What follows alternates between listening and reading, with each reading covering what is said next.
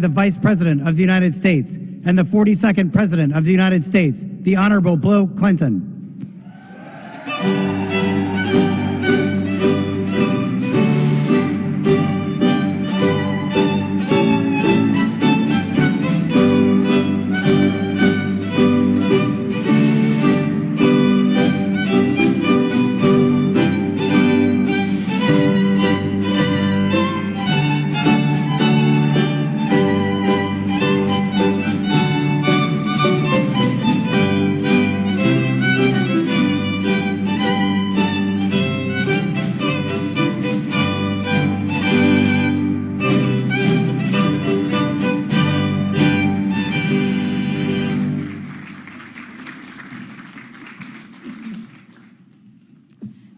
Good afternoon, everyone. Please have a seat. Good afternoon.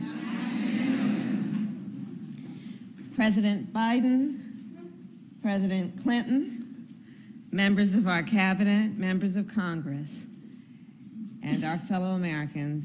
Nearly 30 years ago, just outside in the Rose Garden, our nation took a long overdue step to give working people, and in particular working mothers, the dignity, respect, and support they deserve.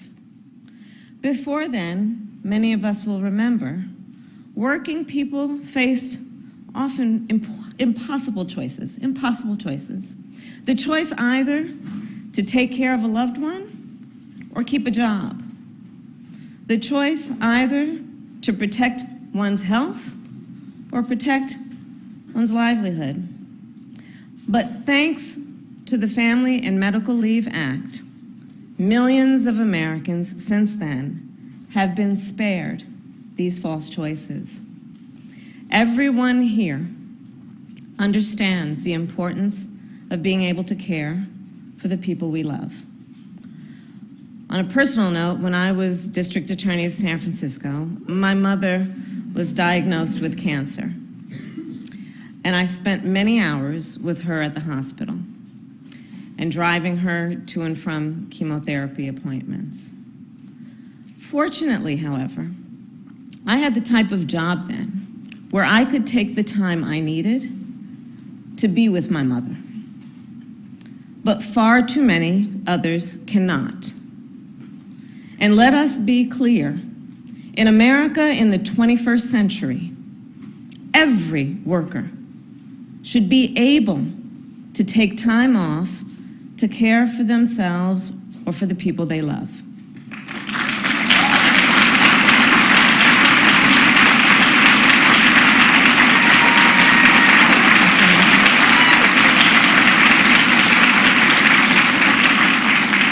And here's the thing we know. When they are able, our entire nation benefits. Consider, for example, women are 40% more likely to need family or medical leave because they are more likely to take on caregiving responsibilities. And studies have shown that when women receive the leave they need, they are more likely then to stay in the workforce, which means a stronger economy, raising wages for workers overall, and, by the way, raising profits for companies overall. It also means families are more secure, and our entire nation is more prosperous. Over the past half-century, the women's workforce participation has increased by 30%. That change alone has strengthened our economy by over $2 trillion. Just imagine. And there's still more work to do. So, as we celebrate this important milestone this afternoon, let us continue to fight to build on the Family and Medical Leave Act so that every worker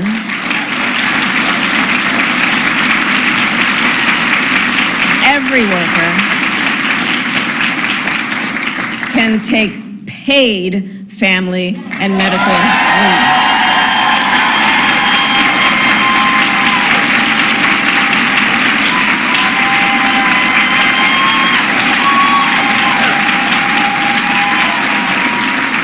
And now, it is my great honor to introduce a leader who had a vision 30 years ago that has benefited generations of American families. Realizing that vision was one of his central promises when he ran for president in 1992. And the Family and Medical Leave Act was the first bill, because of his priority, the first bill that President Clinton signed into law. And of course, it was possible thanks to another extraordinary leader who was also named Clinton and a partner to the president, Hillary Clinton.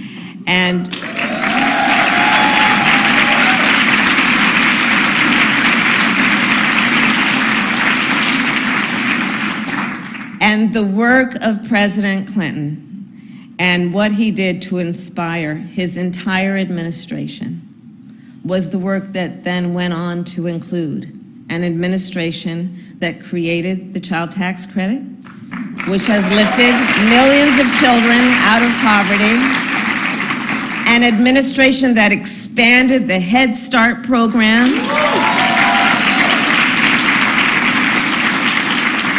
and helped generations of children reach their incredible potential. An administration that signed the Violence Against Women Act into law. We want to thank Joe Biden. See, they've been on this stage together before. And an administration led by a president with an unwavering commitment to the workers and to the families of our great nation. Please join me in welcoming President William Jefferson Clinton.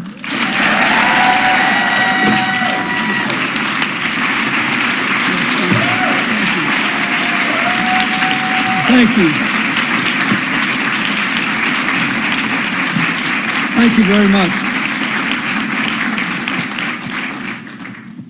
Somewhere I'm supposed to have some notes here. These are the President Biden's notes. Why don't you just deliver mine? Why don't I just give your speech and you can give mine. I found it.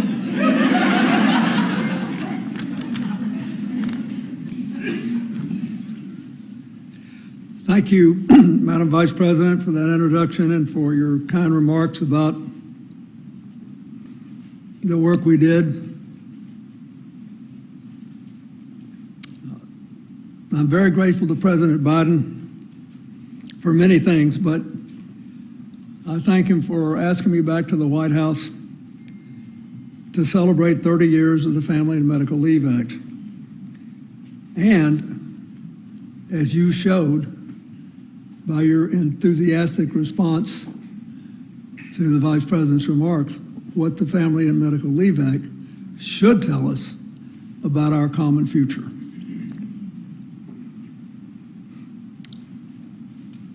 The bill was the result of years of passionate advocacy and effort by so many people, none more than my friend of more years than we'd like to admit, Chris Dodd.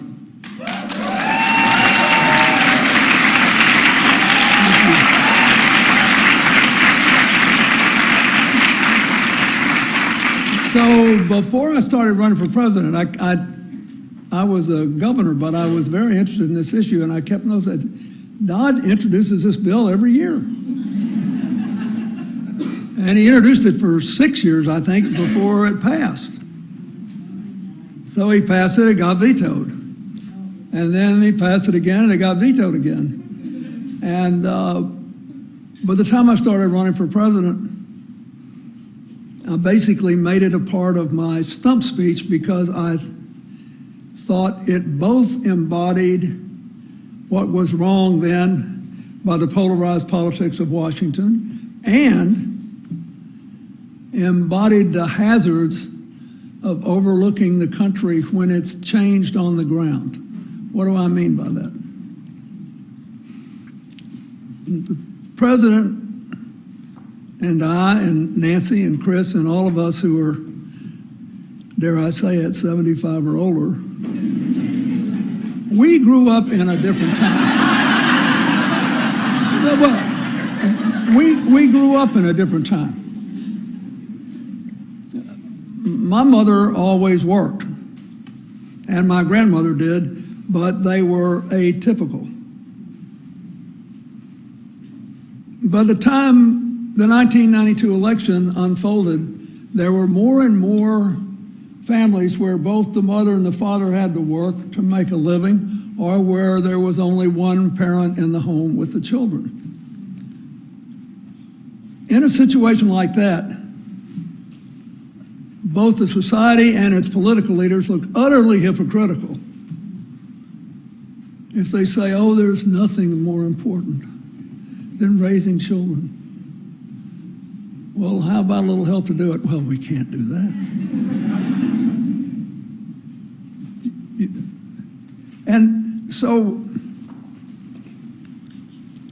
the rest of us followed the lead of Senator Dodd and the others in the Senate, and there were Republicans too that were for it.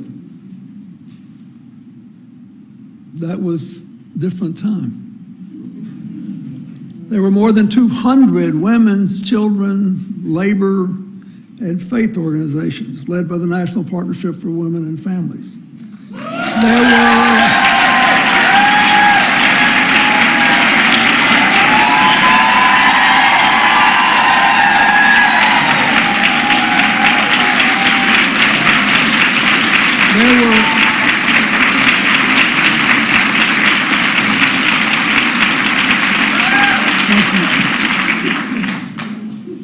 If you ever feel drifting, just ask Julie Lickman what you should do. She'll tell you. There were all these people in the business community who were progressive. They implemented their own forms of family leave because they realized it was good for morale, for productivity, for the long-term health of the business. Still, it took 8 years, 2 vetoes, and another election before it became law. But today, one of the most important things we can do is to remember that the Family Leave Act and every other thing that has really fundamentally changed this country that moved through Congress is an embodiment of what I learned from the World War I essay of the great German sociologist Max Weber, who said that politics was the strong and slow boring of hard boards. All these people bored the hard boards, and we are the beneficiaries, and we should all be grateful. And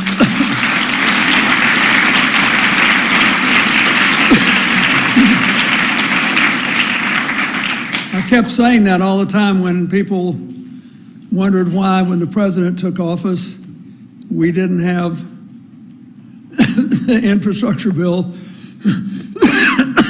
the CHIPS Act, the Anti-Inflation Act, and all the climate change stuff in 15 minutes.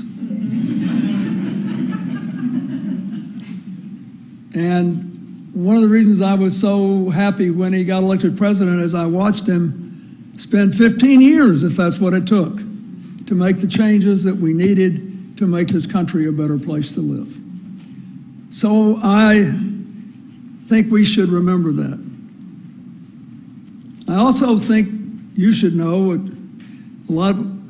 Chris Dodd will tell you the same thing. After all these years, I still have more people mention the Family Leave Act to me than any other specific things I did.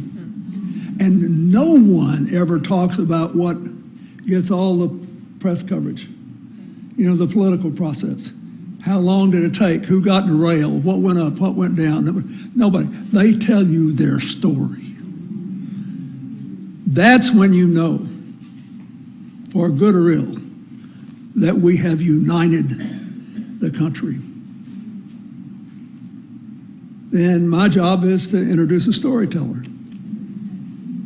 So I will tell you my story and the point of her story. First time I ever got on an airplane, after I left the Oval Office. Boy, what a bummer.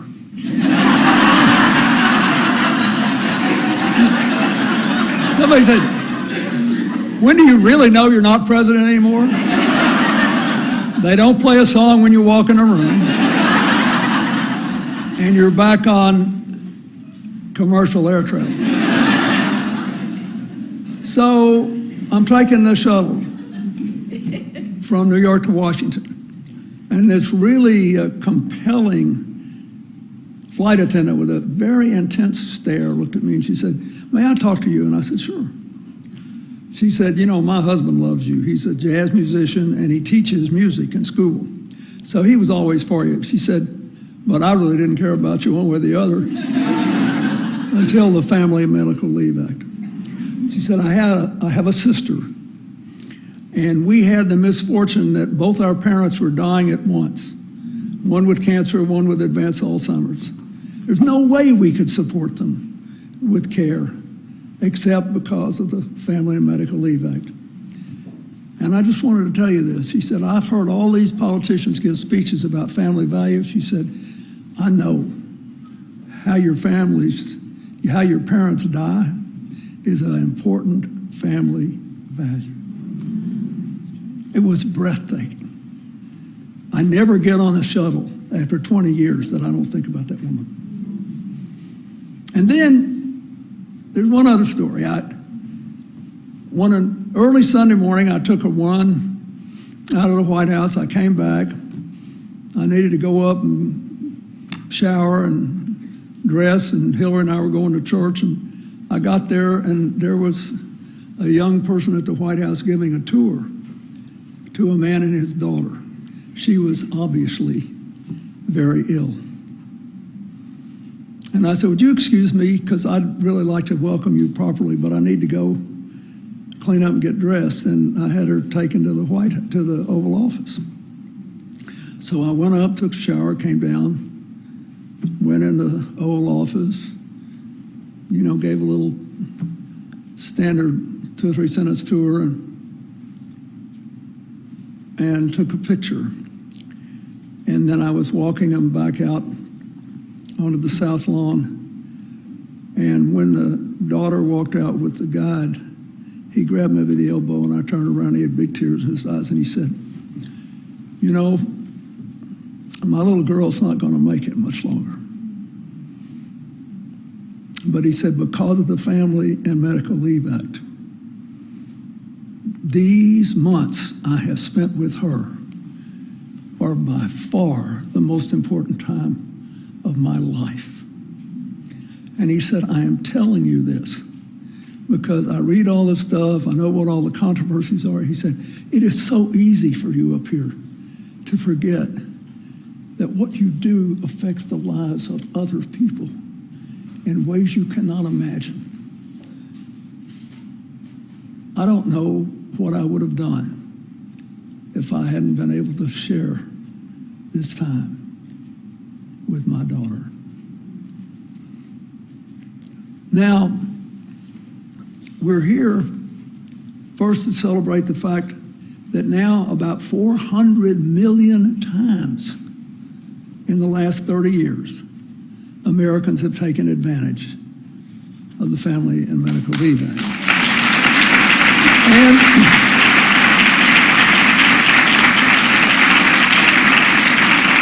we're here because in spite of that,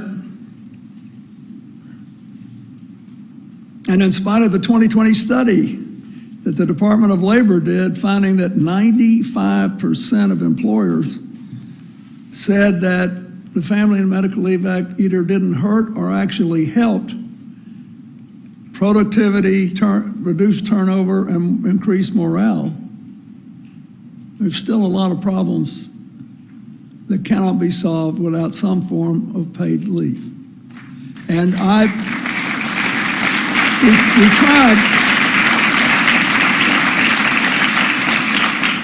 we tried to at least get permission to use surplus unemployment insurance funds by state in the late 90s.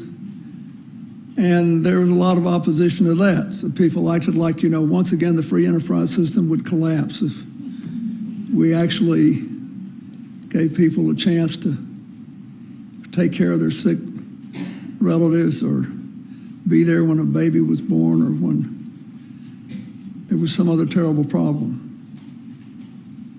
So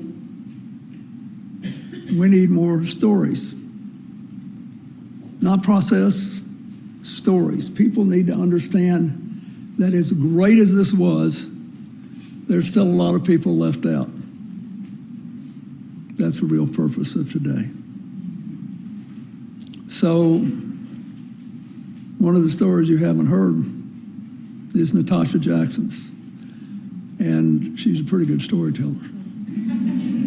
So I ask you to welcome her to the stage.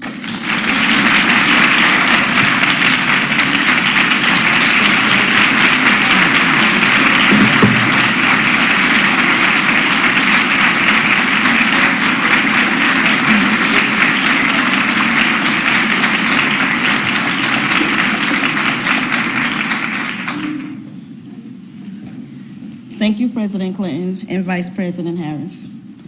I'm Natasha Jackson, and I'm from Charleston, South Carolina. I'm here today with my husband, Josh. I'm honored to celebrate the 30th anniversary of the Family and Medical Leave Act, as well as recent wins, including the Pregnant Workers Fairness Act.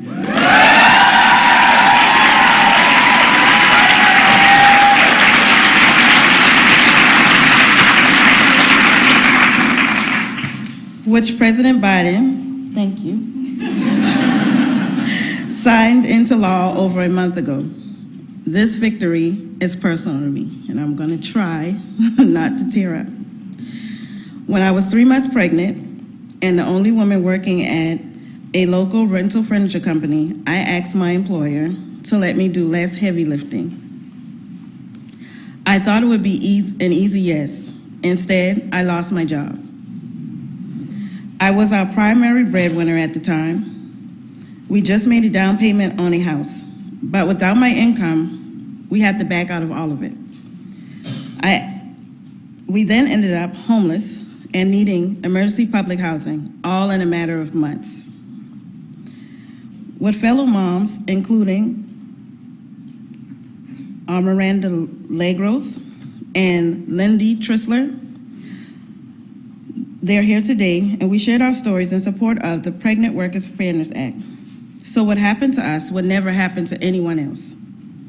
I have 2 daughters, and I also have nieces, and I am so grateful that they and millions of workers won't have to choose between starting a family and keeping their jobs. And I am grateful that President Biden keeps fighting for us, for workers, for families, for our economic security, and for women like me.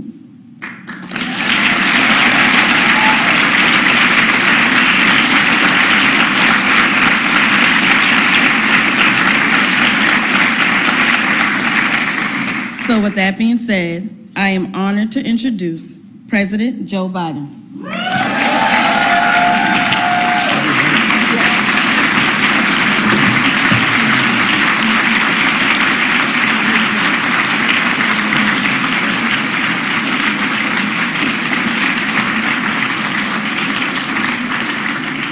Natasha, thank you very much. Folks, as I was sitting listening to everyone, I was reminded that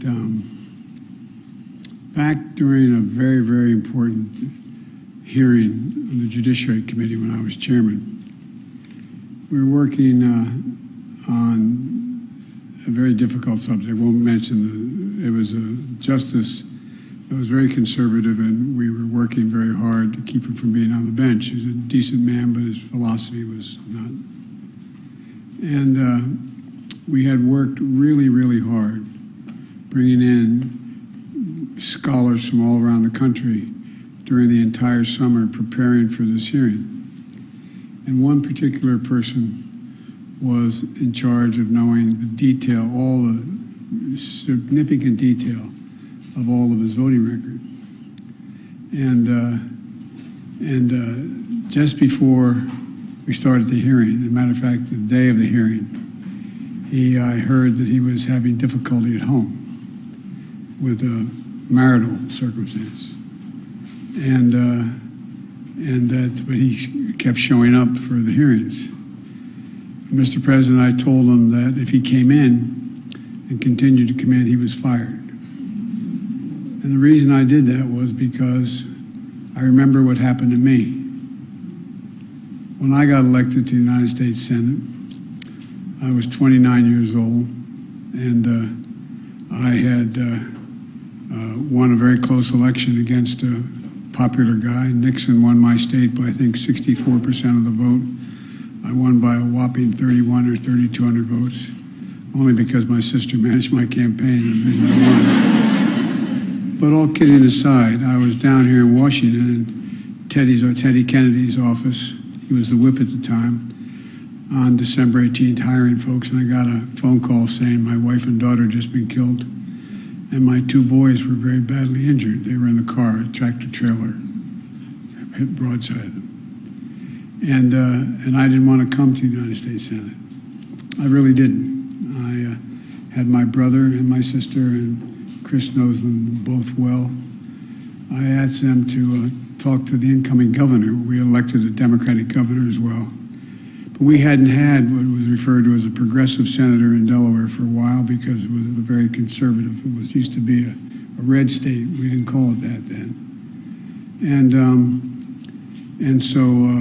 But a group of senators who were really so good to me, it saved my sanity, starting with Mike Mansfield and Tom Eagleton and the distinguished senator from South Carolina, Fritz Hollings, and Tom Eagleton, and they all said, come and just stay 6 months. At the time, I thought they said, you have to help us organize. We had 58 Democratic senators.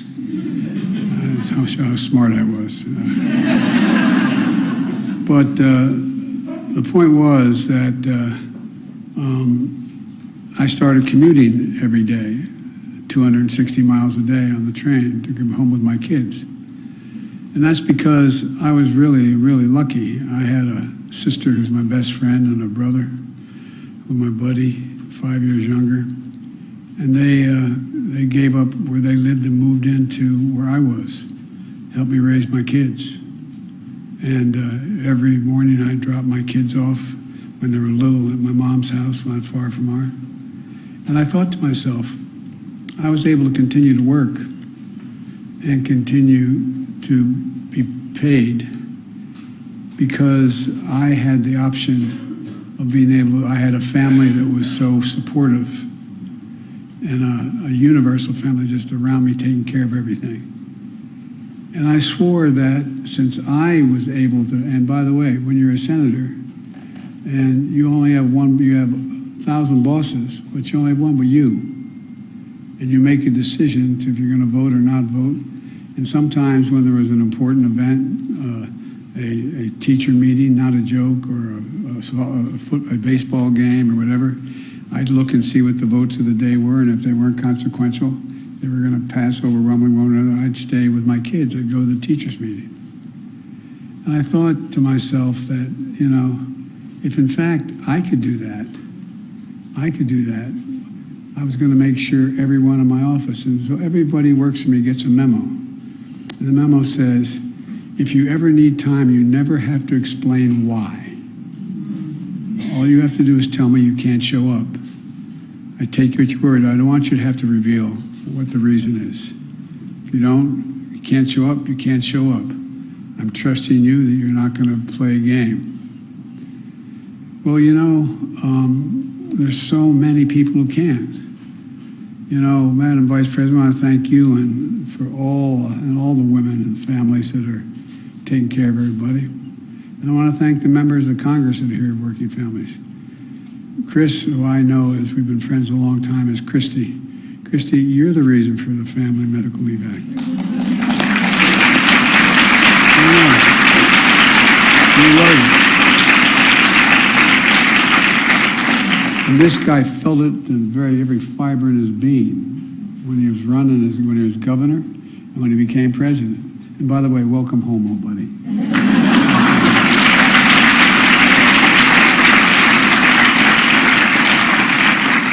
he made history by signing that act and into law. And you know, as a team effort, I was especially want to thank my friend, as I said, Chris Dodd, but also that woman sitting next to him was a little bit helpful too.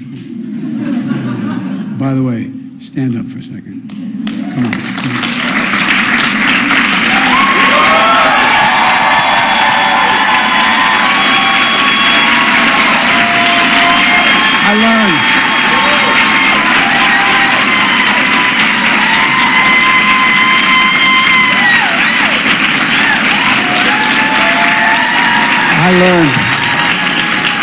I learned a long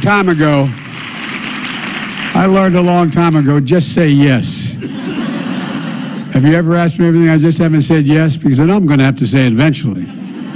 Please sit down. But all kidding aside, you know, Chris first introduced that bill, I think, in '86, if I'm not mistaken, the mid-'80s. And working with Republicans. Chris and I still have this weird idea you can still work with Republicans. He negotiated a bipartisan compromise to get it done. And meanwhile, along came candidate Clinton, and he not only signed it, but he convinced people why it was such a good thing to do. And it was a good thing to do. He knew in the United States that in America, no one should have to choose between their job and their family. Chris has heard me say this 1,000 times. My dad used to say, Joey, a job's about a lot more than a paycheck. It's about your dignity. It's about respect. It's about your place in the community. And the American people agreed. Because of the years of work and the tenacious advocacy of many of you who are here today, of course, First Lady Hillary Rodham Clinton is a tenacious advocate as ever was for this law as well. 2 weeks after President Clinton took office, it became a law. And it transformed the lives of literally millions of men and women. The law was a step toward that dignity my dad used to talk about. Dignity for working families. Dignity for workers who have serious illnesses like cancer, and parents and new children and aging parents, disabled family members. I mean, it makes a gigantic difference. Dignity for women who are so often responsible for caring for everybody else in the family. And dignity for men, because being there for your family is often the most consequential thing you can do. The most consequential thing, as the example that the president gave about that father he met. Dignity and security for millions of families, because finally, for the first time in history, majority of working Americans could take time off work, care for somebody they loved, and care for themselves without fear of losing their job. To have a little dignity when they needed it most. And folks, and by the way, family medical leave isn't only for workers and families. As mentioned earlier, and I'll not go into the detail, but as pointed out by both my colleagues, it's good for business. It's good for business. And it's increased the overall GDP by well over $1 trillion. It's done a lot of really, really good things. When workers can take leave, when they're able to do that rather than have to stay in their job, they're better off, and the businesses are better off as well, because things get done. As a nation, we've made a lot of progress over the last 30 years. Over time, we've expanded the Family and Medical Leave Act. Up to 26 weeks of leave to care for service members with serious illnesses or incurred on active duty. My son lay in the hospital for 18 months after coming back from Iraq. Died. I don't know how, if I hadn't had this job, I don't know quite what I would have done. I don't know quite what we would have done. And so the fact is, up to 12 weeks to handle military deployments, because when the deployment occurs, it really changes a family and takes it all out of gear. And look, which can be a major adjustment for families. 12 weeks paid parental leave for federal employees. And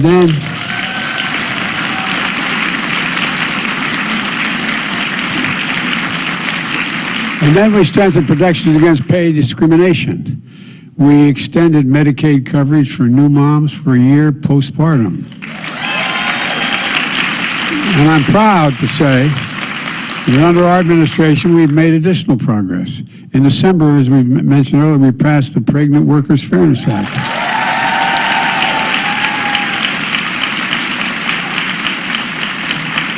The filled an important gap in federal protection by requiring employees to make reasonable accommodations for pregnant women and new moms, like letting them have water breaks, bathroom breaks, sit down and work breaks.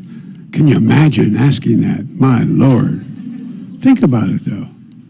Think about it. Too many women have been denied just simple basic support. Plus, this law gives new moms time off to recover after they've had a baby. That's considered a reasonable accommodation. I guess so. But think about it. We got to say that. I mean, a reasonable accommodation, like that's something we discovered.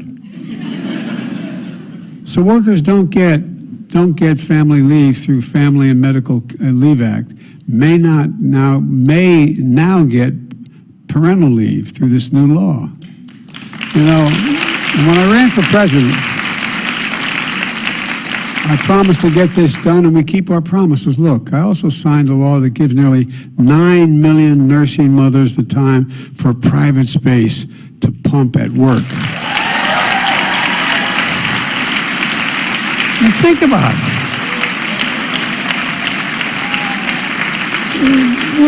What an awful demand. I mean, my Lord, salacious. Remember some of the arguments made?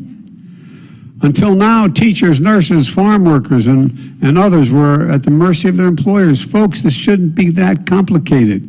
It gets down to the word I guess we Irish overuse. It gets down to basic dignity. It's about being a country where women and all people can both work and raise a family. And today, we're taking another step forward. I just signed a presidential memorandum to make sure that the federal government leads the way in supporting workers. Right now, employees only qualify for family and medical leave if they've been on the job 1 year. Get cancer after 6 months? Your wife or your husband? Look, I'm a great respecter of fate. And I know all too well that you can't schedule when your loved one might need your help badly. You can't tell a newborn infant or a dying parent that you'll be there for them next year. And when serious illness strikes, you can't reschedule that either. So today I signed a memorandum, all federal agencies urging them to let federal employees take leave during the first year of the job from the time they get the family.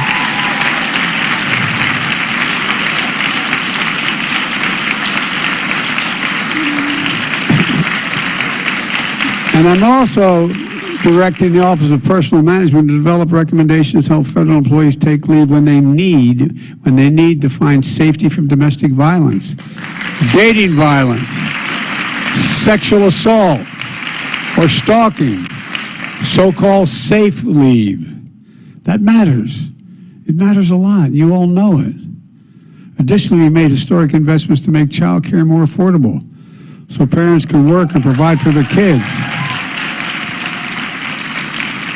How can we compete in the global economy if millions of American parents, especially moms, can't join the workforce because child care or elder care costs them more than their paycheck?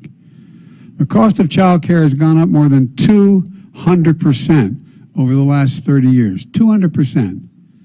Most families' incomes haven't grown nearly that much. And a lot of parents do the math and realize they can't afford to go to work. The first major piece of legislation I signed, the American Rescue Plan, provided historic tax relief to millions of families to help cover children's costs through the largest increase in history of the child tax credit and the dependent care tax credit.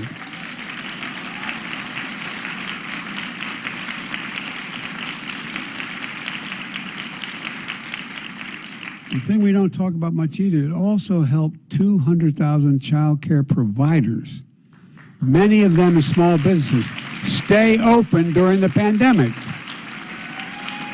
to continue to serve 9.5 million children during that period.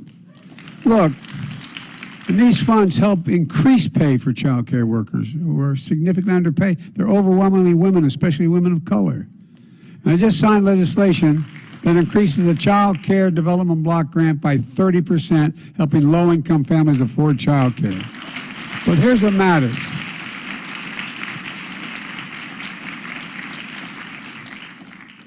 More than half the women in my cabinet, more than half the people in my cabinet, more than half of the women in my administration are women.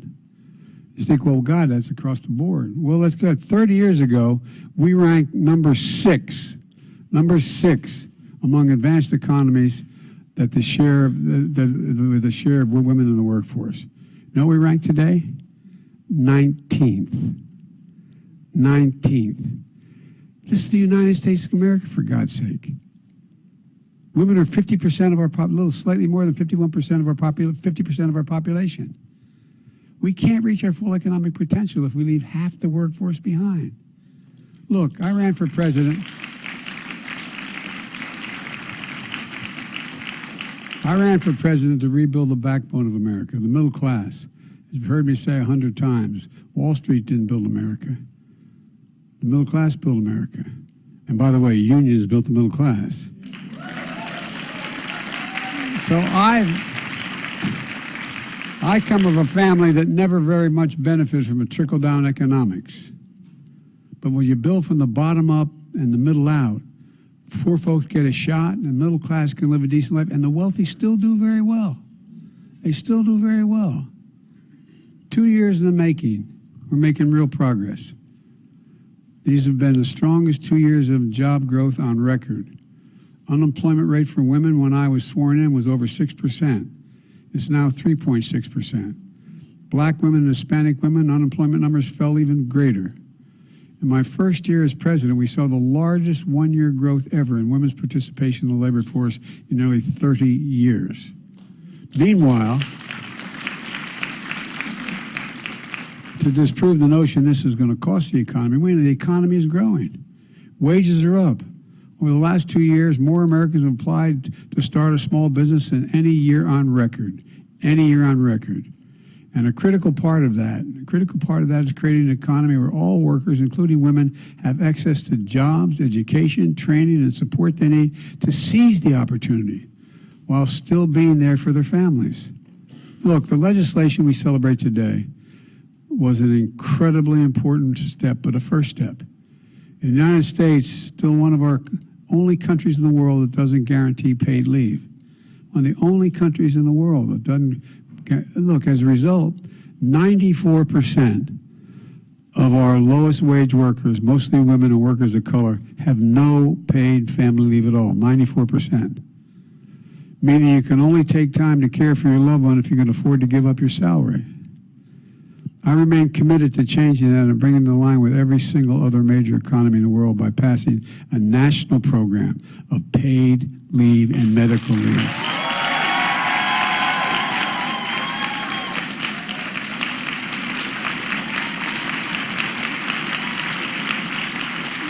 And by the way,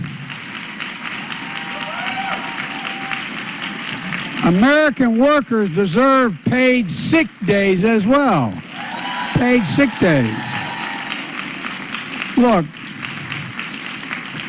I've called on Congress to act, and I'll continue fighting, as I know all of you will as well. No American should ever have to choose between a paycheck and take care of a family member or taking care of themselves. You know, I believe that one of the best ways to continue making progress is to ensure women are at every table where decisions are made. Every table, not a joke. I promised that my administration would look like America. As I said, my cabinet is the first majority female cabinet in American history. And we just heard from the first ever woman vice president.